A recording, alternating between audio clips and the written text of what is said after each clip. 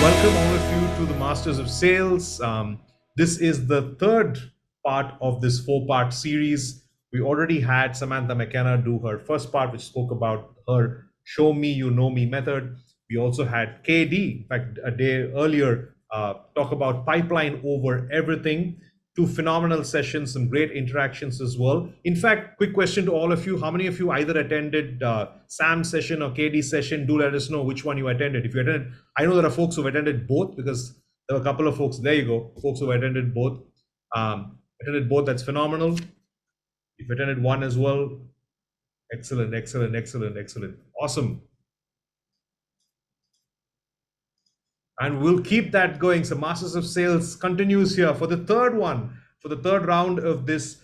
This time we have a very, very special guest. He is the CEO and founder of Scott Leese Consulting. Of course, we have Scott Leese, but I love Scott Leese for one big reason. In fact, he runs a very, very cool micro event called Surf and Sales. Do check out that event. Do check out the podcast. If you're here, of course, you are here because of him. He's also got a newsletter called Untethered. There's a community called GTM United. He's there all over the place. I do remember the first time that I was getting into the whole sales world within SaaS. I was asking folks, hey, who is that one person I can follow and figure out what they write, what kind of things they talk about the sales community. The first name that I got was Scott as well. So we're extremely fortunate to have Scott join us for Masters of Sales. And he's going to talk to you about his model, the addiction model of selling. Gentlemen and ladies, wherever you're joining us from, feel free to use the chat as I mentioned before. Ask your questions right through the session, whether it's on the chat or on the Q&A button. Right towards the end, we'll pick a few questions and we'll try and answer them. So keep those questions coming in. Right now, I'll just over to you, Scott. This is all yours. All the best. Have fun. Appreciate the kind words and introduction. Thanks everybody for joining us today. I'm out in Austin, Texas right now, although I spend a good amount of time in Costa Rica as well as some time in San Francisco, where I'm originally from. I'm going to talk to you all a little bit about my method of selling, specifically tailored towards the beginning of phone calls. It's really like a prospecting methodology. This is not like a closing methodology or something like that. So just want to throw that caveat out there. I'm going to tell a little bit about my background and my story, which sets the table for how I came across this methodology. And feel free to drop questions, comments in the chat. I'll try to pay attention to it as best I can. And rather than just wait for the end to take some questions, I'll try to do some kind of on the fly and stuff like that. So thanks for joining, and hopefully you get some value out of this. So the addiction model of selling got started with me. I know that there's a lot of different methodologies of selling. There's spin selling and Sandler and all these different things, Bant and Medic and all that stuff. So fun fact about me, I don't know any of those. I never got trained on any of them. I never read any of them. Nobody taught them to me. I've never been a big fan of research and reading like how people used to do things way, way back in the day, right? Where I come from is I come from a small town in Northern California called Chico, California. Super small town. It's in the poorest county in all of California, a little place called Butte County. There's not a whole heck of a lot going on there other than there's a university and there's a famous brewery there called Sierra Nevada Brewing Company, sorry. Chico State University, Sierra Nevada Brewing Company. I didn't really have like a mindset for business or sales or anything like that when I was growing up. My dad was a teacher at the university and my mom was a part-time nurse. They're both really, really risk-adverse people. I used to say that they must not have been alive during the 60s and they skipped the 1960s peace, love, revolution, and all that kind of thing. So I just wasn't brought up that way. We didn't talk about money. We didn't talk about starting businesses, entrepreneurship, selling, or anything like that. It was kind of like not necessarily a dirty word. It was just like not talked about, all right? The one thing I did grow up doing was playing sports. I played every sport you could think of when I was a kid and started to get really good at a couple sports. Got all the way to high school playing 4 different sports. By the time I got into college, I was playing 2 sports. So I had played 2 sports, went to a small school in Northern California called Dominican in Marin County, just outside of San Francisco. Played tennis and soccer there for 4 years, was the captain of both teams for a while. And while I was there, I didn't study business at all. I think I graduated taking one business class, which was a requirement. And it was a marketing class. And I'm pretty sure I skipped or slept through most of it. And I think I got a C, which was probably my lowest grade in college that I ever got. I just didn't care. It wasn't interesting to me whatsoever. What I did do was I studied psychology and I studied religious studies and philosophy. Was I going to make money off of these things? I don't know. I wasn't thinking about it at all. All I was thinking about was what's interesting to me, right? And learning about how humans think and operate and behave was interesting and appealing to me, okay? And so I kept that going into grad school. I finished school. I didn't want to go work yet. So I tried to delay it as much as I could. I kind of traveled around Europe for a few months. And then I did what any sensible person would do who doesn't yet want to work is I went to grad school. And in grad school, I decided to study learning theory, learning and educational technologies, basically like how people learn and how can I use technology to teach them. I still had no idea what I wanted to do. So I'd never sold anything before. I was completely ignorant and naive about the business world, all that kind of stuff. The only way I'd ever gotten paid so far, any job I'd ever had, was I got paid to play soccer. I got paid to coach youth soccer teams, run tennis camps, stuff like that. So I'd never really had a job, all right? Not a real job.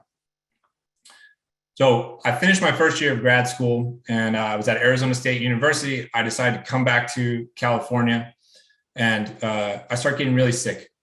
It was right before my 23rd birthday, right? I'm 6'2". I used to weigh 195 pounds. About 6 weeks after my first symptoms of illness, I weighed 140 pounds. So I lost 55, almost 60 pounds, really, really fast.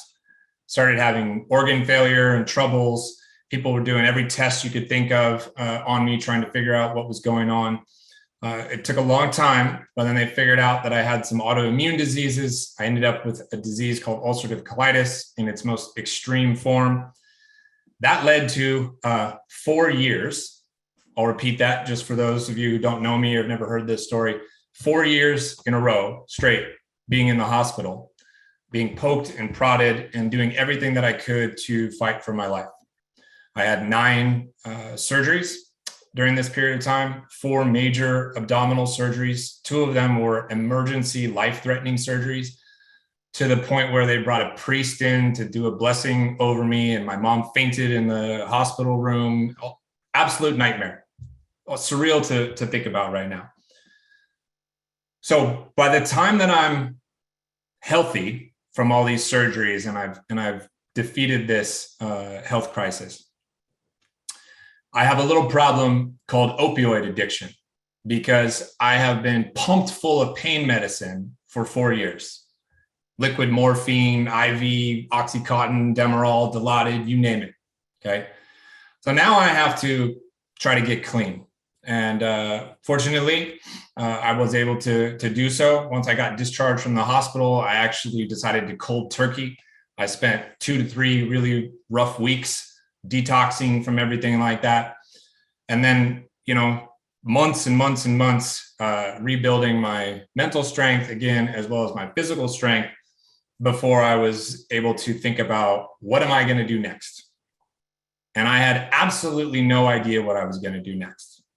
I never had a real job, again, what I considered like a career. And I had a friend who was on my college tennis team who had been doing software sales for a number of years now. Must have been 4 or 5 years of experience under their belt. And he told me, you should take a look at sales. You're a super competitive person. You've got leadership. You like to kind of argue and debate and try to like convince people of stuff and whatnot. But you also like to help people. And believe it or not, sales can be about helping people solve their problems. So I decided that's what I was going to try to do. And I decided that I wasn't going to go try to work for some big, huge company where it would take me God knows how long to kind of stand out and maybe move up. I was going to work for a startup. and I was going to try to drink from a proverbial fire hose if I could, and try to learn as much as I could as fast as I can, and try to see how good I could get and see if I could ratchet my income up as best I could. Right. So how was I going to do that? This is 20 something years ago. Okay. There was no LinkedIn. There's no Zoom. There's no webinars. There's no micro communities. There's no podcasts. There's sales books, which to me seemed extremely boring to kind of take on and read. I'm not somebody who rifles through like a million books back then and tries to study, like I said, the old ways of doing things. So I figured I'd lean on things that had worked for me previously, which was I'm super resilient. I knew that I have a different sense of urgency than other people, given what I've been through. I have a different perspective on life than a lot of 27-year-old people do. Again, having gone through what I've been through. And I know how to outwork people, right? So I started just making it a point every single day to get in as early as possible, leave as late as possible. All the stuff now that they would tell you don't do because you're like supporting hustle culture and all this kind of thing. I don't disagree, but at the time, I didn't know what else to do. This was the path that I decided to choose. So I would just start making phone calls. This was way before email, way before any of that kind of stuff. It was just the phone.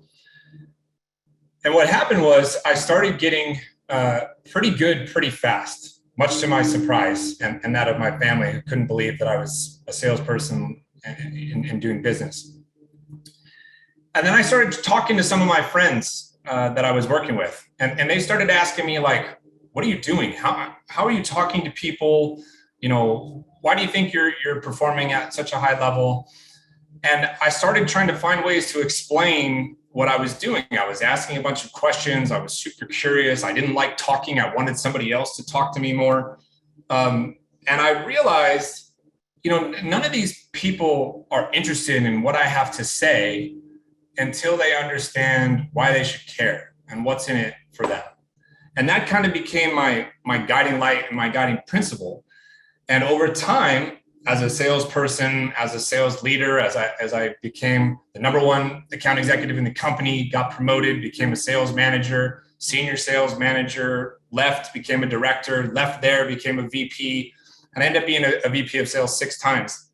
I had a friend say to me, you should create a book and describe your methodology and really try to like canonize this thing. So over time, I refined my approach, and I realized that what I was doing was I was treating sales very similarly to how people treat the recovery process. And that's kind of the birthplace of the addiction model. And I've made that a part of my brand. I published the book. I started diversifying my income using some of these principles. And way back to the beginning, when my friends said, you can actually help a lot of people, I decided to talk very openly about my health crisis, the experiences that I've been through, the addiction stuff that I dealt with, because a lot of people, don't come from Yale, Harvard, Stanford, and like privileged, upbringings and so forth. And they could relate, because a lot of us who end up in sales kind of fell in there, or life took a weird turn. And so, some of this methodology, I think, will resonate with folks who can relate to my type of story. So one question I get all the time is where does the addiction model work? It's worked everywhere. It's worked in SMB and kind of more transactional sales. It's worked in B2C. It's worked mid-market. It's worked in enterprise. And it's worked across every vertical that I can think of. I've consulted and been an operator in Lord knows how many verticals. So I really feel strongly that it's really agnostic in that way. And again, this is like a prospecting and conversation starting methodology. It's to help you get somebody's attention, engage them, and end up setting a meeting. So think about SDRs, BDRs, XDRs, think about full cycle AEs. This is not a framework that's going to live in your CRM or anything like that. This is not like a discovery process to check, put tick marks in boxes or close deals or things like that. All right. The name of the book, Michael Turner and Keith could tell you, Michael Turner, is called Addicted to the Process. I wrote it originally for transactional sales, but that was only because that was the arena that I was playing in at the time. And then I ended up moving my operating experience to mid-market and low-end enterprise and so forth. So that's how I know that it can work across all different segments. No, it works when you apply it with consistency. Like anything else, this is key. If you go try this, one time later this afternoon and it doesn't work and give up on it, of course, it's not going to work for you. And what is really, really important here is the order of operations of how you go through this process. You can't just pick one of the stages, which I'll show you in just a second, and expect that to be good enough. And you can't jump around, go back and forth. You have to go 1, 2, 3, 4 in order. And that's part of the consistency and the discipline required in order to see success in this arena. And yes, I have seen it work in professional services. You could argue that I work in professional services right now, running my consulting business, and I apply it to the work that I do when I prospect and when I, take meetings and close deals and everything like that. So why does it work? Well, it's my belief. I'm not going to call this a universal truth, but it's my belief that generally speaking, people are more interested in themselves than they are about others. It's self-interest. It's what's in it for me. I also believe that we are internally more motivated by fear and loss than we are from reward. If you said to me, hey, Scott, go outside and run around the block over and over and over again, and I'll pay you X amount of money, I'm not going to be super motivated to do that. Okay. If you said to me, Scott, you need to go run around the block over and over and over, and if you don't, all the money in all of your bank accounts will be gone, I will go do that 100 times out of 100 times. That's my belief. That might resonate with some of you, maybe not with everybody, but that's my belief. So that's kind of where it came from, right? I believe that nobody cares about you or your solution, your product, or anything like that until they believe that they have a problem and that they admit it to you. It's not enough for you to just tell somebody about their problem. They have to admit it to you. I also believe that we as humans inherently want to fix problems. We want to fix our own problems. We want to fix other people's problems. I also believe that it works because what we end up doing is empowering the prospect and the buyer and make them think that they're solving it on their own. We make them feel like they are taking action and doing it themselves. So I, in turn, am not a seller. I, in turn, become a problem solver, which makes me feel good about what I do every single day, which keeps me motivated to keep doing it. All right. So without further ado, what is the addiction model? It's super, super simple. Just like the book. The book is less than 90 pages long. I wanted to get in and get out. I'm not a big fan of regurgitating information, repeating myself over and over and over, and lengthy, complicated methodologies or stages.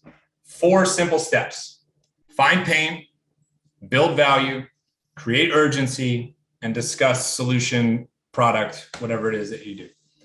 Got to be done in this order every single time because it mirrors the recovery process.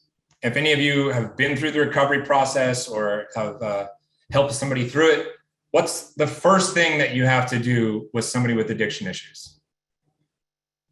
You have to get them to admit that they have a problem, right? Okay. So how many people do we know who can admit that they have a problem who don't do anything about it? Why is that? Because it's not enough. Knowing and admitting I have a problem is not enough to get me to change my behavior.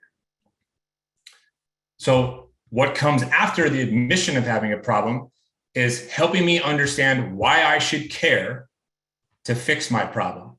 If I have a drug problem, I know that's a problem, but you know what? I'm not going to do anything about it right now because it's not affecting me that much.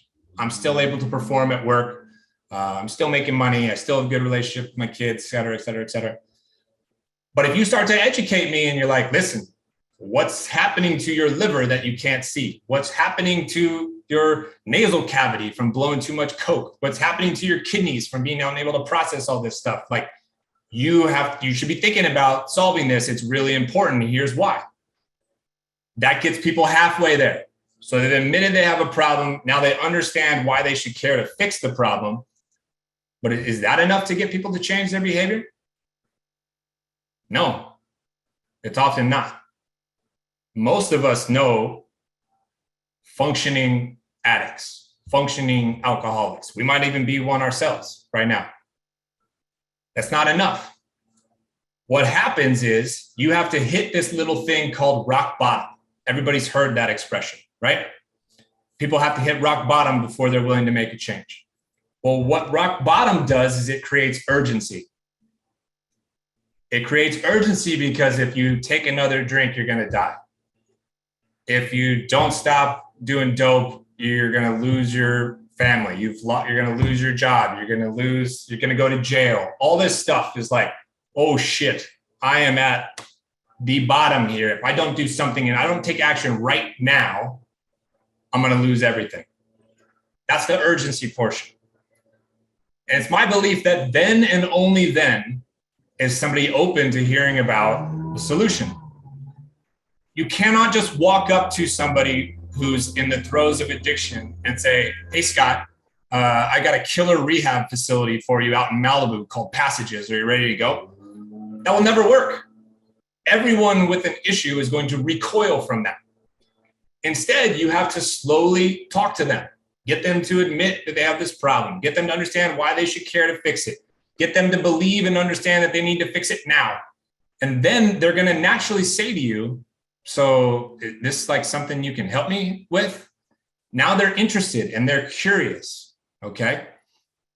So it's find pain, build value, create urgency, and discuss solutions, all right? Done in that order every single time. If you bounce around, if you do one and not the other, and you jump too fast to your solution, it doesn't go well. Every crappy sales presentation and sales pitch out there sounds like this. Hey, is this Scott? Yes. Hey, Scott, this is Wallace from Scott Leese Consulting. How are you today? Good. All right, yeah, well, we work with early stage companies, blah, blah, blah, blah, blah, blah, blah, blah, blah, blah, blah. You're just barfing up information about who you are and what you do. But I don't care because I don't believe I have a problem. I don't understand even the value of fixing this problem. I certainly don't have any urgency to fix it. So why do you just walk up to people and start blabbering on about who you are and what you do? Nobody cares. So instead, again, start with finding pain, getting people to admit they have a problem. This is straight out of Recovery 101. You can't just tell somebody they have a problem and expect results.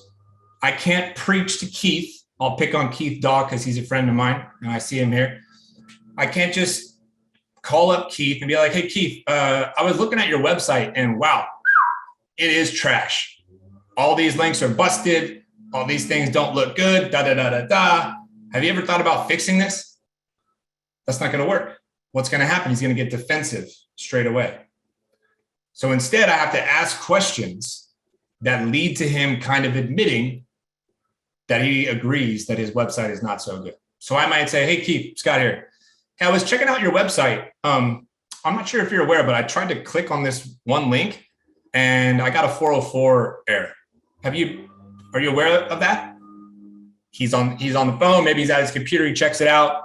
He's like, oh shit, it's not working. I didn't see that. Like, yeah, I don't know. When was the last time you kind of ran an audit on this website? Are you the one who handles this yourself or somebody else handle that for you?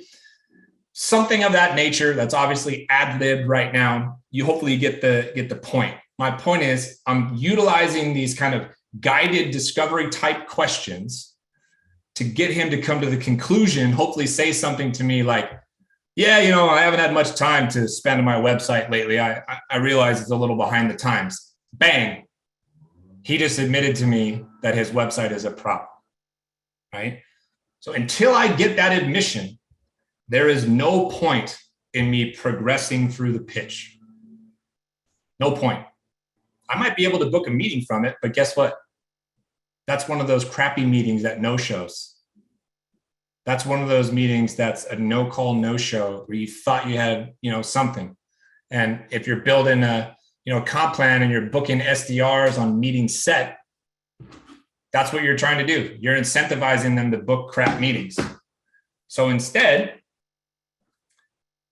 don't try to talk to people about what you do yet. So Keith told me about, his website issue. I'm not going to start talking to him yet about what I do and how I fix websites. Instead, now I got to talk to him about why you should care about this stuff. I got to build some value in a refresh of the website, a modernization of the website. Why should he care? Right? So I might ask him about how other people are solving it. I might say, hey, you've been in the, accounting business for a long time now. How do some of the other people that you work with and are colleagues with or competitors with, how do they solve this issue? What do they do? Have they told you why they did it? Right? Are you aware why it's important? I might use the phrase, has anybody taken the time to explain to you why modernizing your website is going to make sense? Has anybody done that for you lately? Right? So you're kind of presenting yourself as this educator, this potential authority figure, right? Trying to help them understand why they should care about this again. I'm coming from hopefully a perspective of I'm just giving. I'm not trying to sell right now. I literally will just give free advice out right now. I'll literally try to educate Keith and be like, yeah, here's why you want to do this. You want to change these things because of this. You want to do this because of that, right? This is why people are doing that. I've been talking to a bunch of other people in the accounting field. Everybody's rebranding their websites because of X, Y, Z. So I'm just guiding. I'm just helping. That's it. Now, can I talk about my product? Not yet, because we're missing one thing. We're missing why he should care to do something about it right now, right? What's the rock bottom? Most people and most deals, I should say, most deals are lost to inertia, which is keeping the status quo and doing absolutely nothing. Because Keith, in my example, will be like, you know what, Scott? Totally see your point. Website's a little behind the times. I understand why it would be important to fix. Man, I got a lot of other problems right now. I got a lot of other things I'm juggling with, right? This is just kind of low on the totem pole, right? So I need to start talking to him about why it's important to solve right now. What is at risk by doing nothing? What does he stand to lose potentially? What will happen if this keeps going the wrong direction 3, 6, 12 months from now? I need to understand where it lands on his list of priorities. So if he's like, hey, this is not really a priority right now, I might ask questions like, well, what is a priority right now? Talk to me about the other things that you're working on. Give me a lay of the land here, right? I might try to quantify it. I might say, hey, in a world where this is a $1 million problem, your website, how many other $1 million problems are you working on? Or do you have $100 million problems and therefore this website issue really seems minuscule and kind of unimportant? I can't fake it. I can't lie to him. I can't convince him his $1 million problem is actually a $100 million problem. What I'm trying to do is have him paint a picture where all these other problems are actually less important than this particular one. Right? So he's like, oh, I can't do this right now because I'm actually,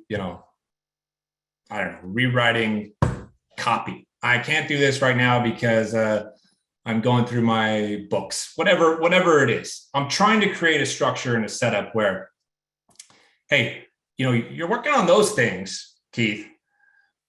Those are $500,000 kind of problems. This is like a $1 to $2 million problem. It feels like, there's a reason why some of your colleagues in this field are prioritizing this and not working on the stuff that you are, right?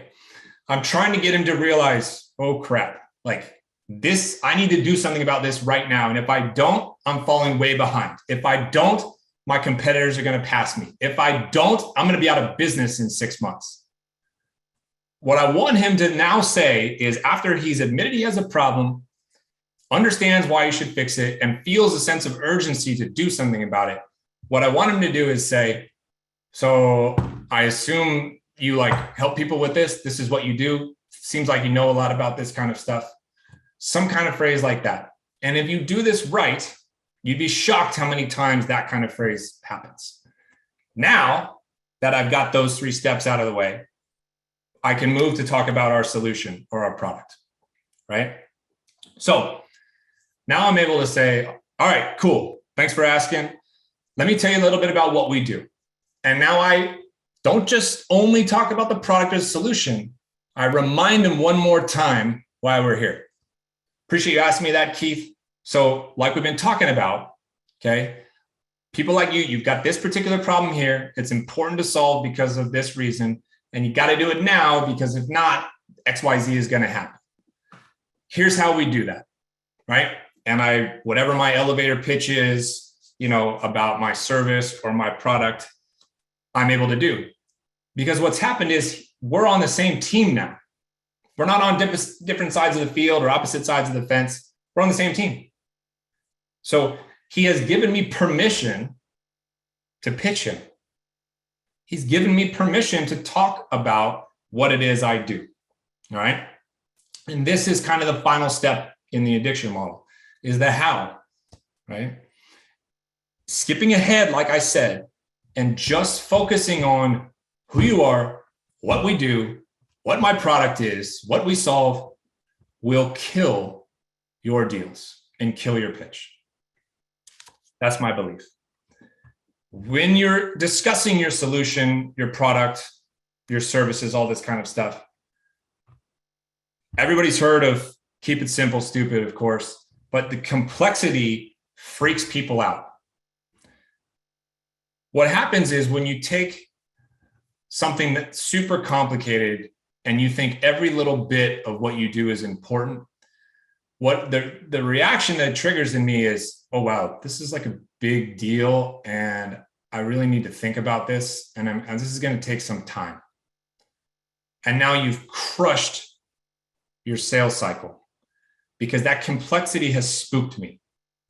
Whereas simplicity, distilling down what we do into 3rd grade language, 1 or 2 critical pains that we solve, that's inviting. That makes me feel like, oh, this is actually not that big a deal. This is not that hard to get done. If I just focus on this real quick here, I can knock this off my list, right? And after I've talked about how we solve things and how we do things here, I talk real briefly about how we help them do it. This is the implementation part. This is the calming effect rather than agitation of like, okay, yeah, you solve all this stuff, but oh my God, I have to do all this work now. No. Hey, this is how we set you up for success. We walk you through it this way. You have this onboarding call, whatever your system and your structure is. Talking about that implementation part as part of your solution has a calming effect rather than an agitation effect. So I'm going to leave you with this. I want you to test this. I want you to take your current sales pitch and I want you to review it through the addiction model lens. And I want you to be honest with yourself and say, how many of you have a sales script that starts off with who you are, what you do, what your product is, et cetera, et cetera, et cetera, where you're just barfing up the solution before somebody's admitted they have a problem? How many people are you trying to send to rehab who don't believe they have a problem, let alone admitted it to? If you feel like you can improve this script, okay, take a crack at it. Try to rewrite it a little bit using this methodology. Role play it with yourself and your teammates a little bit. And here's my offer to you. I'll help you write it. I don't know how many people are on this webinar right now. It doesn't show me. I don't really care. Could be 4, could be 400. I will respond to every single person who takes a crack at rewriting their script, and I'll track changes or Google Sheets, whatever you want to do, Google Docs. I'll edit suggested edits. I'll help you write it. I'll show you how I would structure it. Okay. I don't know everything there is about, your products and all that kind of stuff. I don't need to know all that much at this point in time. What you send me will give me enough, and we'll go back and forth a few times. Free offer to you. Happy to help anybody do that. Okay. Because I feel so strongly that this will work that I'd love for you to give it a shot. So that's my offer to you. That's kind of how we'll end it. So happy to open it up to questions, comments, and all that kind of stuff at this time. Awesome. Thanks a lot, Scott. We're just going to see, and if you have any questions, I saw a couple of questions come in earlier. Let me just see if I can pull that up. But I think there's more of a bunch of comments as well. Keith has commented. So anyone has any questions, feel free to do this. One question here. Sorry, Scott. The Outplay team they'll share the deck with anybody who wants the deck. Everyone wants the deck, we'll share the deck, the recording as well. You can obviously go back and, like Scott said, go and try out the addiction model of selling, rewrite your scripts. That's where you'll see the best value of it. Let me just see if I can pull up any questions. Deepak had a question. What if the product we're selling is not a business critical solution, nice to have or not need to have? Does this still apply there? It still applies. You're going to have to find a way right now, especially in this environment. You're going to have to find a way to message it more as a need to have than a nice to have. Nice to haves right now are getting hammered. And it's really, really difficult to get deals across the line. If anybody's on the open job market right now, I would caution you in your job search to not go towards a product that seems really cool, but is a nice to have and scoots more towards a need to have and a must have.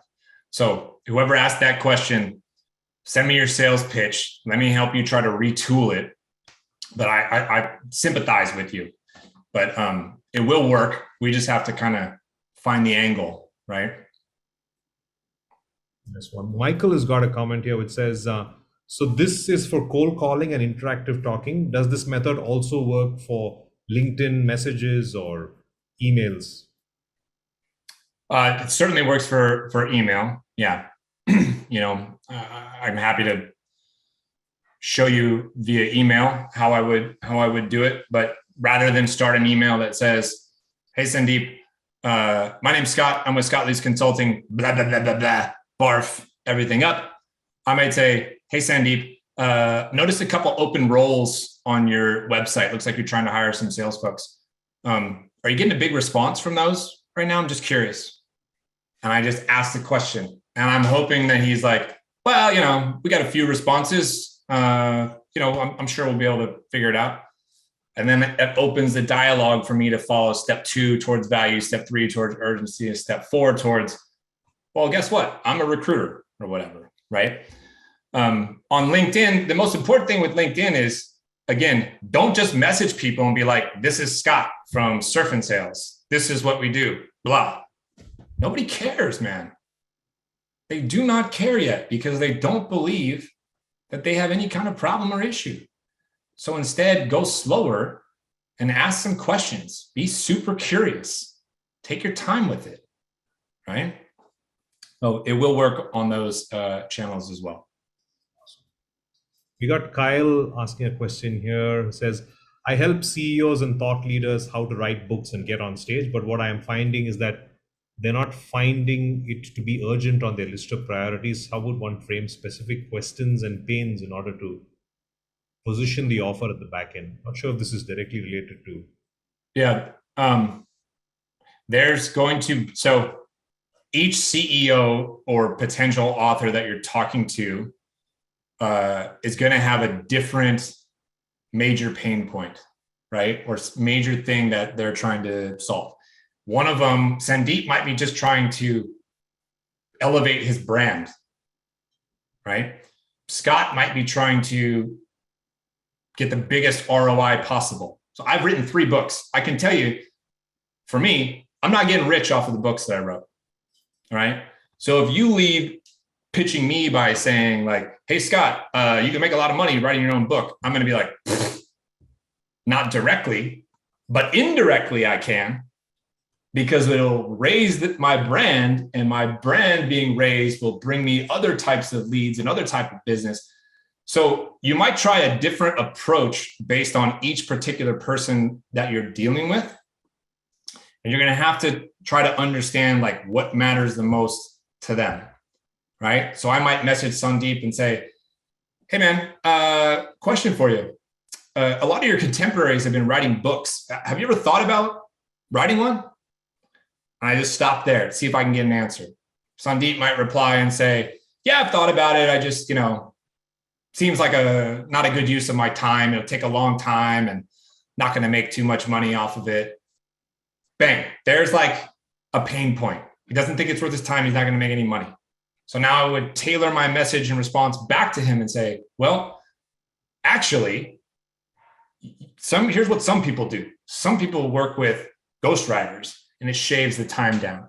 Some people don't focus on the direct revenue. They focus on indirect long tail revenue, because this book becomes a calling card, and that calling card leads people to the Outplay website, and that leads to big software deals worth $600,000, $250,000. So it's not directly royalties from the book, but you're still getting paid from it. Have you ever thought about that? And that's the education, that's the value part that I'm talking about in terms of admit problem, build value, all that kind of thing. So that might be an angle. Nice one. An interesting question. Yeah, this is a nice one. This is Franco asking, when selling B2C over the phone, what would be great quality questions to find the pain without making the client feel interrogated? The approach change as much. I think that's the thing. It's hard because I don't know, what you're trying to sell or something like that. But I had a B2C client not long ago who was kind of in the fitness space, right? So let's say I get an inbound lead. Whoever asked this question, you get an inbound lead where you're at. I might reach out and say, hey, Keith, got your information here. Looks like you're interested in some, fitness classes and programs. Talk to me. What's going on? I just start right there. Just like, tell me, what's the lay of the land? And then Keith is going to say, well, I'm coming back from an injury. I hurt my knee and my back a little while ago, and I want to rebuild strength so I can start surfing again. Okay, great. Bang. He just admitted to me. So again, I haven't told him what I do. I didn't start talking about all the classes and, what they cost and all this kind of stuff. I'm just asking questions. What brought you here today? What's going on over there? Right? Stuff like that. This is an interesting one. This is from Amol. Amol is like, what's the best advice to get through gatekeepers, especially if you're offering a very specific thing here? If you're offering digital marketing services to healthcare clinics. But I think the general advice of, is there a specific tactic one can use to get past a gatekeeper, for example? Yeah, I just highlighted it. I just moved my slide deck and I just highlighted it. The mistake that we make is we're trying to get past the gatekeeper. Everybody's operating on some level with their own self-interest in play. So a gatekeeper is more liable to pass you on to whoever else is in the business if they believe it benefits them, if it helps them in some way, right? This particular let's say we're selling to rehabilitation facilities, okay? And the gatekeeper person who runs the front desk, they're not making a decision, but they carry weight often. And you know why they want Sandeep to buy my software? Because it makes their job freaking easier. That's why. So you know what I have to do? I actually have to figure out what their pain is, why they should care, why they should do something about it right now, and then kind of explain to them a little bit like how we do it. And I'm getting them interested. It's really no different than multi-threading a deal. It's just I'm showing a tremendous amount of respect for whoever this gatekeeper is. I'm including them as one of the influencers on the deal.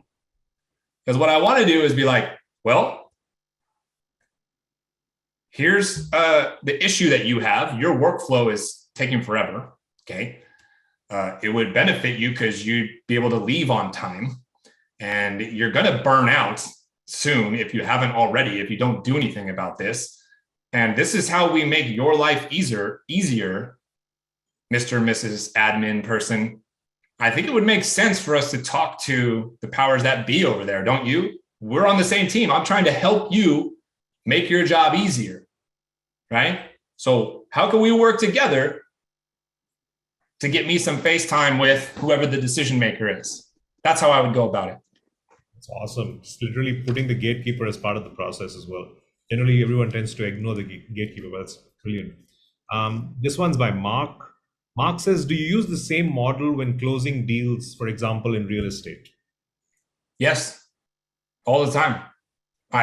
You would never know this, but I have a real estate business on the side. I've bought and sold properties for 15 plus years or so now. I have 4 right now, active long-term rentals, short-term rentals, plus the ones that I live in. I absolutely do. And it drives real estate agents absolutely nuts, by the way, because they don't have the same skill set in sales training, candidly, that some of us do, right? So yes, I use it. And I've got a lot of experience selling software to real estate. I have tons of property tech experience. So real estate is like prime, perfect target to use this kind of methodology. Awesome. Oh, big question here. This is by Katie. Katie says, our company has BDRs as a starting point. Once a secondary meeting is booked, it is booked with the sales director. Any suggestions on how to work succinctly, how the addiction process works with multiple people involved in a lead, from a lead origination standpoint? Well, hopefully the BDR has followed this process to set the meeting. And then that AE who's taking over, what they should not do is show up and be like, hey, Sandeep, thanks for joining us today. Let me walk you through exactly what we do. And they just start barfing up the demo. That would be a mistake. What you need to do is pause for a second, remind everybody how we got here. So if I'm the AE, I'd be like, hey, Sandeep, thanks for joining us today. You had a good call with Katie the other day. Sounds like you realized that XYZ is a problem, right? Confirmed it. Okay. And we know it's important to solve this because it will lead to this, that, and the other, right? And I know you got 1,000 priorities over there, but it sounds like this one is like, top 2, top 3, something like that. Like it's a pretty big deal to you, right? Cool. So what I'm going to do here today is I'm going to walk you through in detail how we solve this for people. It's that simple. What did that take? 15 to 30 seconds, maybe, to kind of reiterate why we got here. That's the part that people don't do. They just show up and start demoing. Awesome. Just keep the process right through the sales cycle. It doesn't matter where, at which point. Okay. I think we're almost done with questions. I'm going to take this one here. Jolie asks, how are you getting prospects to take your call so that you can get conversations going? How am I getting prospects to take my calls? I don't fully understand. As in, is this from a perspective of what would you say? I'm guessing. I'm not exactly. And I'm also not reading that all right, but it's okay. We'll let me just see. I think we've got most of it. Oh yeah, one very common question everyone's asking is, how can they reach you? What's the best way to reach you? A lot of people want to take you up on the offer of. Yeah, I'm happy to help. Probably the easiest way to get a hold of me is just to message me on LinkedIn.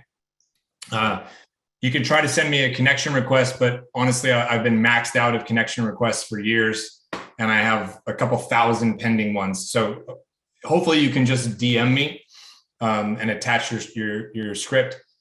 That's probably the easiest way, but my consulting business, that will help you email me if you go to scottleaseconsulting.com.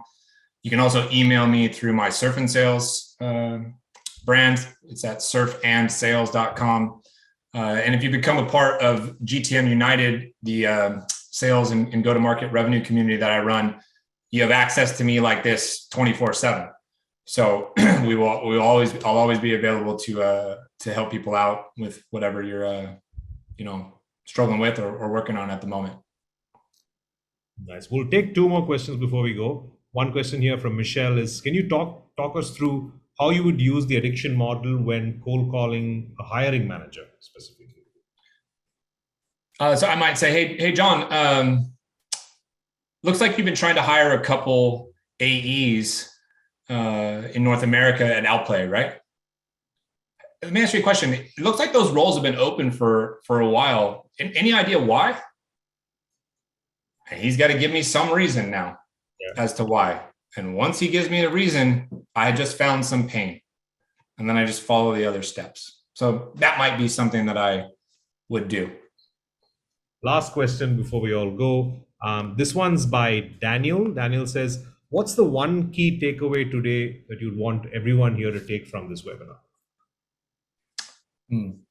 Do not start your conversations by barfing up who you are, what you do, what you solve. Don't do that. Don't send people to rehab who don't believe they have a problem. Always start by getting people to admit they have a problem. And only at the end can you talk about what you do. That's the biggest takeaway, I think. Nice. Awesome. Thanks a lot, Scott. Really appreciate it. And thanks all of you for joining us today as well. It was a super session. Hope all of you are going to figure out the addiction model and show us, go up on social, post about it, try out your scripts. And once Scott reviews your script, you might want to share it to the world as well and what that script finally looks like. Hope all of you can book a lot more meetings because of that. We'd all want to see that as well. And for everyone, Masters of Sales is not over yet. We've got one more session lined up, and that's next week. Of course, you know the date and time. This one's going to be by John Barrows from JB Sales, doing his thing to close out Masters of Sales. But anyways, thanks a lot, Scott. Really appreciate you being here, and was so much of learning with the addiction model. Thank you. Thanks, everyone. Welcome. Thanks, everybody.